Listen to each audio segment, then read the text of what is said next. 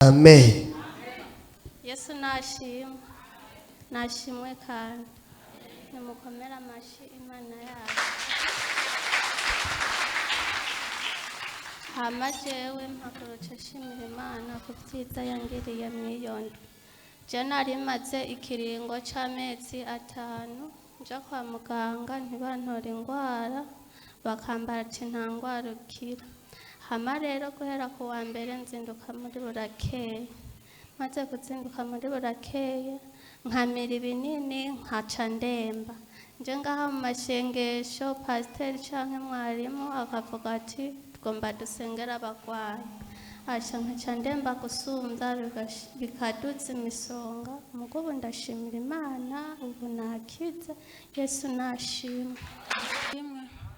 Nanje ndashimira Imana nongera nshimira n'umukozi w'Imana pasiteri wa hano yansengeye. Jewe nari mfise ikibazo maranye imisi ikibazo cyo kuribwa mu mugongo, nkaribwa cyane nkaca ngira izindi ngorane, ndamara imisi bingora gushika hano. Mu bwa mbere naje ndabimubwira aransengera, numva ndatoye mitende. Hanyuma nshike muhira ntanshikira mu kibazo, burya renshikiye mu kibazo njandagira umubabaro cyane. Muganja ndishimira ijambo ry'Imana bari batubwiye ngaha, njanguma nizigiye nizera. Burya rero njanguma ndibwa mu mugongo cyane, ntandagira ikibazo biranka konza. Burya rero ndagenda kwa muganga, ngiye kwa muganga nta cyapuyemo. Ndashika muhira, uwo muhira cyambwira ngo none ngo wewe ngo iyo ngwara ngo ntiwoge ngo tugende kwa dogoteri ngo uze kwipimisha. Ndamubwira toya ati jewe ndarindiriye ati nzisubirira ahantu nari nagiye gusenga ati kubera ati pasiteri wa tinukura arasengera abantu bagakira tinoyumva ko notambuka nkashikayo ati no kwigira. Burya narindiriye ndarindira ndagwariye ingazi 2.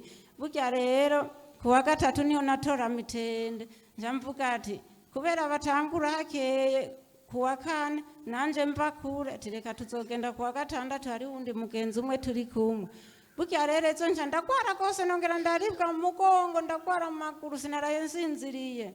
Burya rero navuga ati nawe ugenda uko bigenda kose je ndagenda numagenda ndakukumba.